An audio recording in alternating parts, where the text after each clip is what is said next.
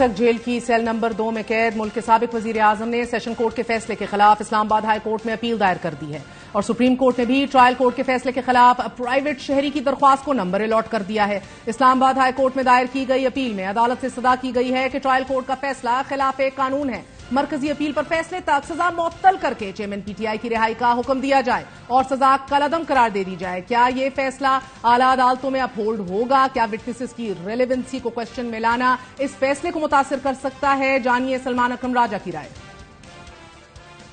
नहीं करेंगे, मेरी बिल्कुल कोई मुझे तरीका नजर नहीं आता इस फैसले के अपहोल्ड होने का। तो मेरा तो नहीं ख्याल कि यह फैसला अपहोल्ड होगा। उसके बाद क्या होता है, दीगर मुकदमात में क्या होता है, वो अपनी जगह है, लेकिन यह फैसला मुझे अपहोल्ड होता नजर नहीं आता। जब आपने अभी गवाहान की को पेश करने के हक का फैसला करना था तो कैसे फेयर ट्रायल हो गया? और इसकी नजीर नहीं मिलती कि ट्रायल कोर्ट ये कहे कि मैं आपको गवाह पेश करने का मौका ही नहीं दूंगा क्योंकि मेरी नजर में गवाही सुने बगैर उनकी गवाही जो है गैर मुतल्लिक है। मामला था ही ये कि जो आपने गोशवारे भरे हैं उसमें आपने किस रकम को किस मद में दिखाया है, किसके लिए वो पेश कराना चाहते थे या करना चाहते थे अपने फाइनेंशियल कंसल्टेंट्स को जिन्होंने वो गोशवारे भरे थे। कोई भी शख्स गोशवारे खुद नहीं भरता। मैं अपने इनकम टैक्स के गोशवारे खुद नहीं भरता। अगर मैं मेंबर पार्लियामेंट होता तो मैं अपने गोशवारों के लिए जरूर किसी चार्टर्ड अकाउंटेंट या फाइनेंशियल एडवाइजर की मदद लेता। यही काम इमरान खान साहब ने किया। उन्होंने कहा कि इनको पेश होने दो, ये बता देंगे कि इन्होंने किस गोशवारे में कौन सी रकम कौन सा तोहफा किस मद में लिखा है और क्यों लिखा है, तो इनको बता देने दो। उन्होंने कहा नहीं, हम इनको मौका ही नहीं देंगे आके गवाही देने का क्योंकि ये गैर मुतल्लिक है। कैसे गैर मुतल्लिक है जबकि पूरा फैसला ही इस बात पर मबनी है कि किस रकम को कहां लिखा गया, और उसी का बताने के लिए जो गवाह पेश करने थे उनको पेश नहीं होने दिया। नाज़रीन, हाई कोर्ट ने सजा के खिलाफ चेयरमैन पीटीआई की अपील कल समाअत के लिए मुकर्रर करके 2 रुकनी बेंच भी तश्कील दे दिया है। चीफ जस्टिस आमिर फारूक की सरबराही में जस्टिस तारिक महमूद जहांगीरी पर मुश्तमिल बेंच कल इस अपील पर समाअत करेगा। तहरीक इंसाफ पर उम्मीद है कि अदालत साबिक वजीर आजम की सजा मुअत्तल करके उन्हें जमानत पर रिहा कर देगी, मगर चेयरमैन पीटीआई पहले ही चीफ जस्टिस आमिर फारूक पर अदम एतमाद का इजहार कर चुके हैं और आज ही chief justice Islamabad high court के खिलाफ सुप्रीम जुडिशल काउंसिल में संगीन बद इंतजामी, अदालती इख्तियारात के नाजायज इस्तेमाल और अदालती मामलात में जानिबदारी के इल्जामात पर मबनी शिकायत भी जमा करवा दी गई है। शिकायत गुजार बैरिस्टर अली ताहिर ने सुप्रीम जुडिशल काउंसिल से गैर जानिबदाराना इंक्वायरी की इस्तदा की है, लेकिन चीफ जस्टिस उसके बावजूद उस 2 रुकनी बेंच के सरबराह होंगे कि जिसने कल चेयरमैन पीटीआई की अपील की समाअत करनी है। सजा मोतली की इस दरख्वास्त पर कानूनी माहिरीन का यह मानना है कि अपील की इस नौयत की कार्रवाई में बरस लग जाते हैं। अपील पर कार्रवाई का आगाज होगा तो पहले नोटिस जारी होंगे। ये नोटिस अमूमन 14 दिन का होता है।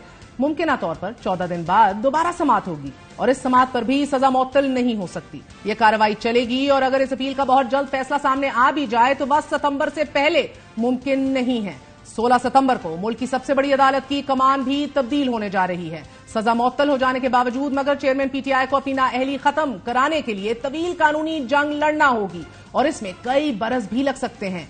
ये सब्र आजमा और एसाब शिकन मरहला इतनी आसानी से अबूर होता दिखाई नहीं दे रहा, लेकिन इस वक्त चेयरमैन पीटीआई को जो फौरी रिलीफ मिल सकता है वो जेल की A क्लास में उनकी मुंतकली है। चेयरमैन पीटीआई इस वक्त अटक जेल में आम कैदियों की तरह मौजूद हैं कि जिसके ख्वाहा वो खुद रहे हैं। जराए बता रहे हैं कि साबिक वजीर आजम 9/11 के एक कमरे में कैद हैं। ओपन वॉशरूम है, कमरे में मक्खियों और हशात की बोतात है। उन्हें आराम के लिए एक मैट्रेस और एक कुर्सी दी गई है। इसके अलावा जानमाज, तस्बीह और ऐनक भी फराम की गई है। साबिक वजीर आजम को जेल का खाना दिया जा रहा है। उन्हें घर से खाना मंगवाने की इजाजत नहीं, मगर जेल इंतजामिया की जानिब से यह दावा किया जा रहा है कि उन्हें B क्लास के मुताबिक तमाम मर्रात फराहम कर दी गई हैं। हफ्ते में 4 बार 20 मिनट के लिए बात करने की इजाजत भी दे दी गई है। तिब्बी मुआयने के लिए 3 शिफ्टों में मेडिकल ऑफिसर्स भी तैनात कर दिए गए हैं। चेयरमैन पीटीआई बेहतर सहूलियात वाले हाई सिक्योरिटी सेल नंबर 2 में मुंतकिल कर दिए गए हैं, मगर साबिक वजीर आजम ने अटल जेल से अडियाला जेल मुंतकली की दरख्वास्त भी दायर कर रखी है और आज इस्लामाबाद हाई कोर्ट ने इस दरख्वास्त पर रजिस्ट्रार ऑफिस के एतराजात खत्म करते हुए कल समाअत के लिए मुकर्रर कर दी है। यह दरख्वास्त इसलिए दायर की गई है कि अटक जेल में कैदियों के लिए A क्लास की सहूलत मौजूद नहीं।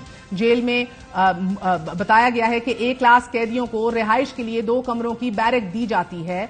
बेड, AC, फ्रिज और टीवी के अलावा किचन की सहूलियात भी फराहम की जाती हैं। अपनी पसंद का खाना पकाने की इजाजत भी होती है। घर से खाना मंगवाना चाहें तो पहले हुकूमत से इजाजत लेना होती है। इसके अलावा अजीज़ो अकारब या वकला की मुलाकात का हफ्ते में एक दिन मुकर्रर किया जाता है, जिसकी मंजूरी हुकूमत ने बारहा देनी है, और एक क्लास कैदी को 2 काम करने वाले अफराद भी फराहम किए जाते हैं। मगर हमारी खबर के मुताबिक एक क्लास साबिक वजीर आजम को नहीं दी जाएगी। हमारे साथ मौजूद हैं पंजाब बार काउंसिल के सदर हसन रजा पाशा साहब। पाशा साहब, बहुत बहुत शुक्रिया साथ देने का। आज साबिक वजीर आजम को नाअहल भी करार दे दिया गया है इलेक्शन कमीशन की जानिब से। 5 साल की नाअहली का सामना है। वो इस फैसले से कि जो सेशन जज की तरफ से आया तोशाखाना केस में किस तरह मुंसलिक है, और अगर ये फैसला हटा दिया जाता है या खत्म कर दिया जाता है तो ये नाअहली भी खत्म हो जाती है?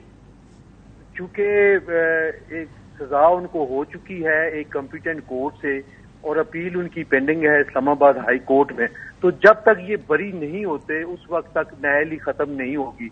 और ये मेरा ख्याल है कि जो हालिया अमेंडमेंट हुई है नाअहली के हवाले से इलेक्शन एक्ट में, तो सबसे जो पहले बेनिफिशियरी हैं वो चेयरमैन पीटीआई जो है वही लग रहे हैं मुझे।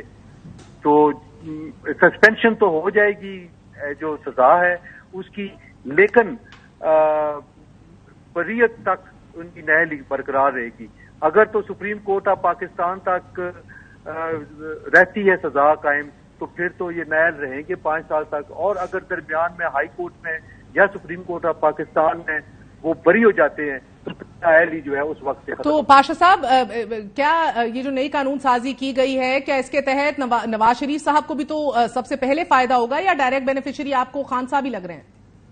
देखिए, नवाज शरीफ साहब को अभी एक हर्डल जो है वो क्रॉस करनी पड़ेगी, और वो है कि सुप्रीम कोर्ट ऑफ पाकिस्तान ने उनको आर्टिकल 63 और 62 के तहत जो है वो लाइफ टाइम उनको नाअहल करार दिया था। अगरचे आइन में कहीं भी लाइफ टाइम नाअहली की कोई तहरीर नहीं है, कहीं भी नहीं लिखा होगा कि लाइफ टाइम नाअहल होंगे। चूंकि उसकी इंटरप्रिटेशन करते हुए सुप्रीम कोर्ट ऑफ पाकिस्तान ने उनको लाइफ टाइम कर दिया, तो लिहाजा वो खत्म करने के लिए कि अब मौजूदा एक्ट में जो तरमीम हुई है उसमें 5 साल है, तो उसका बेनिफिट नवाज शरीफ साहब